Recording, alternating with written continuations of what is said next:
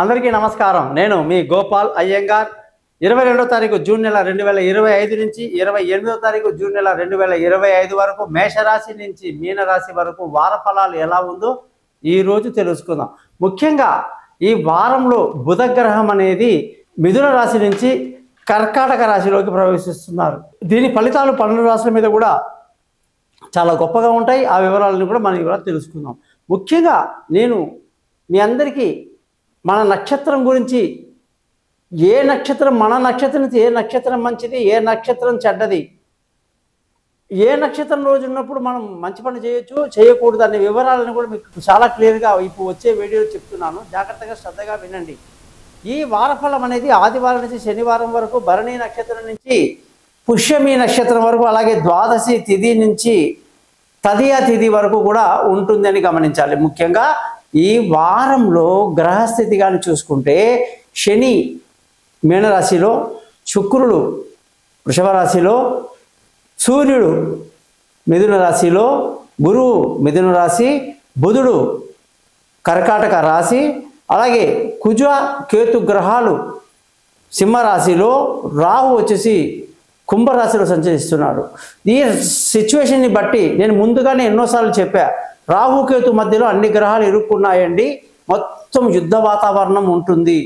ఈ అహ్మదాబాద్ ఫ్లైట్ విషయమే కాదు, మొన్న ఈ మధ్య చార్ధామ్ దగ్గర ఒక హెలికాప్టర్ కూలిపోవడం కాదు, లేదా ఇవాళ ఇరాన్ ఇజ్రాయెల్ గొడవలు కానీ ఏదైనా కానీ ఈ యుద్ధ వాతావరణం ప్రపంచాన్ని భయకంపితులు చేస్తుంది. ఖచ్చితంగా అది ప్రపంచం మీద అందరి మీద ఎఫెక్ట్ అవుతుంది.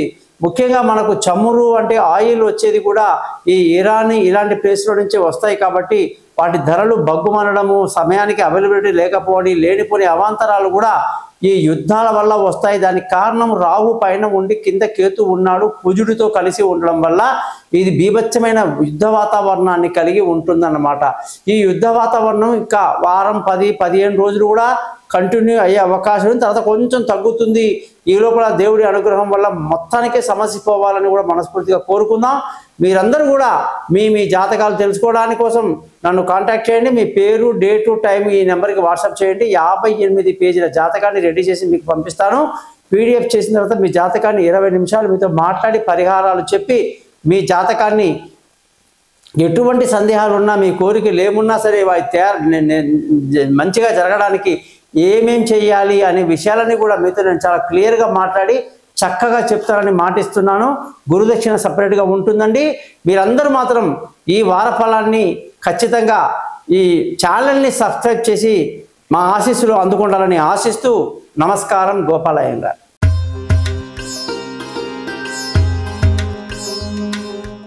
మేషరాశి వాళ్ళందరికీ 22వ తారీఖు జూన్ నెల 2025 నుంచి 28వ తారీఖు జూన్ నెల 2025 వరకు వారఫలం ఎలా ఉందో చూద్దాం. ఈ వారంలో మేషరాశి వాళ్ళందరికీ కూడా ఉద్యోగమే మెయిన్ సమస్య. ఉద్యోగము, వ్యాపారం. ఎవరైతే ఉద్యోగంలో వ్యాపారంలో ఉన్నారో వాళ్ళు కొన్ని జాగ్రత్తలు తీసుకోవాలి. ముఖ్యంగా సాహసవంతమైనటువంటి పనులు చేయటం కానీ, లేదా వృత్తిలో లేనిపోని గొడవలకి అవకాశాలు ఉంటే అందులో తలదూర్చడం కానీ చేయకూడదు. దానివల్ల అనేక సమస్యలు మనకే చుట్టుకుంటాయి. పొరపాటున కొంప మునిగి మనం కానీ అన్ని రోజులు సర్వీస్ చేసిన కంపెనీని, వర్క్ని క్షణకాలం ఆవేశం అంటే మనకు కేర్ ఆఫ్ అడ్రస్. మేషరాశి అంటేనే కుజుడు, అంటే అంగారకుడని నిప్పు. అనవసరంగా ఉద్యోగాన్ని వదిలేసేసుకొని వేరే ఉద్యోగం వస్తుంది, మన టాలెంట్కి మనకేం తక్కువ, మనకున్న ఎక్స్పీరియన్స్ అది ఇది అని అనుకుంటాం. ఎవడో కూడా చెప్తాడు, ఫ్రెండో గిండో, బాబు నీకు అవకాశం ఉంది, నువ్వు అంత ఇబ్బంది ఎందుకు పడతావు అక్కడ, నువ్వు మానేసేయి, ఆ ప్రెషర్ ఎందుకు అంటాడు. నువ్వు అది మానేసి ఇందులో జాయిన్ అయ్యే లోపల వస్తుందని అనుకున్న ఉద్యోగం రాకపోవటం వల్ల, కొత్త ఉద్యోగం పట్ల నమ్మకంతో ఉన్న మనకి గజేంద్ర మోక్షంలో ఏనుగు తన శక్తిని రోజు రోజుకు తగ్గిపోయి ఎట్లాగైతే పీనుగు అయిపోయిందో ఏనుగు, అట్లా మనం కూడా మేషరాశి వాళ్ళు ప్రత్యేకంగా ఉద్యోగం మీద నమ్మకంతో వస్తుందని ఉన్నదాన్ని వదులుకుంటే చాలా కాలం వరకు చుక్కలు చూపిస్తాడు శని మనకు. పొరపాటున కూడా ఉద్యోగం పట్ల నిర్లక్ష్యం వహించొద్దు. ఈ ఏలినాటి శని కార్యక్రమంలో శని ఒక పట్టుబట్టాడు. మనం కానీ పొరపాటున కూడా కోతిని ఎగ్జాంపుల్ తీసుకోండి, ఒక కొమ్మను విడిచేటప్పుడు మరో కొమ్మను పట్టుకుంటుంది. పట్టుకున్న తర్వాతనే ఇంకో కొమ్మను వదులుతుంది. అది మీరు గమనించండి కావాలంటే వీడియోస్లో. దానికి ఉన్నంత పాటి జ్ఞానం మనిషికి ఉండదు. ఒక ఉద్యోగం వచ్చిన తర్వాత మరో ఉద్యోగం వదులుకోండి. రాకముందే వదిలేస్తే ఏమవుతుంది? పట్టు దొరక్క కింద పడి కోతి చచ్చినట్టు మనం చేస్తాం. పొరపాటు పడొద్దు. అందుకే మేషరాశి వాళ్ళకి నెమ్మదిగా చెప్తున్నా, ఉద్యోగ విషయంలో ఆవేశాలు వద్దు. మొట్టికాయ పడ్డా పర్లేదు, కానీ గమ్మున ఉండడం మంచిది. అదే సర్దుకుంటాయి. శనిగ్రహ పూజ పరిహారాలు ఎలా చేయాలో చెప్తా. ముఖ్యంగా వ్యాపారం చేసేవాళ్ళు అనుకోకుండా ఎవడో వచ్చాడు ఏదో చెప్పేశాడు, ఓవర్గా ఇన్వెస్ట్ చేయటం, ఏదో స్కీమ్ బాగుందని చెప్పి సరుకు తెచ్చి ఇంట్లో పెట్టేసుకోవటం, ఉన్నదంతా అప్పులు చేసి ఆడెవడో తక్కువ రేటుకి ఇచ్చాడే అని జీవితంలో అది అమ్ముడుపోక మనం చేయలేక నానా కష్టాలు అయిపోతాయి. సాహసవంతమైనటువంటి పనులు చేయకూడదు. అవసరమైనది మాత్రమే వ్యాపారంలో చేయాలి. ఇప్పుడు కొత్త వ్యాపారం చేద్దామని అనుకున్న వాళ్ళకి ఇబ్బందులు అవుతాయి, కాబట్టి అది కూడా గమనించాలి. ధన ఆదాయం బాగుంది, కుటుంబ సంతోషం బాగుంది, పిల్లల చదువు బాగుంది, సెల్ఫ్ కాన్ఫిడెన్స్ బాగుంది, నమ్మకం మనిషి మీద బాగా ఎక్కువ, ధైర్య సాహసాలు ఎక్కువ, అన్నీ బాగానే ఉన్నాయి. కానీ ఏలినాటి శని దెబ్బ కొడుతున్నాడు.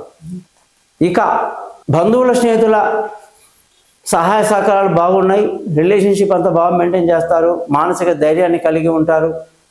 విలువైన వస్తువులు, వాహనాలు, భూములు వగైరాలు బ్రహ్మాండంగా కొంటారు, అమ్ముతారు. మంచి లాభ స్థానంలో ఉంటారు.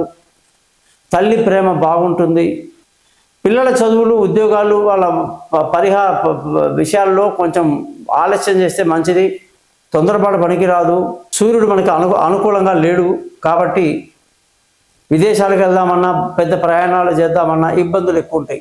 ఆరోగ్యపరమైన విషయాల్లో ఎటువంటి బెంగ అక్కర్లేదు. కొంచెం జాగ్రత్తలు తీసుకోవడం మంచిది. భార్యాభర్తల మధ్య చక్కటి రిలేషన్షిప్ ఉంటుంది. పెళ్లి కాని వాళ్ళకు పెళ్లి కుదురుతుంది. దూరంగా ఉన్న వాళ్ళు కలుసుకుంటారు. అలాగే పార్ట్నర్షిప్ కలిసి వస్తుంది. ప్రేమికులకు చాలా బాగుంది.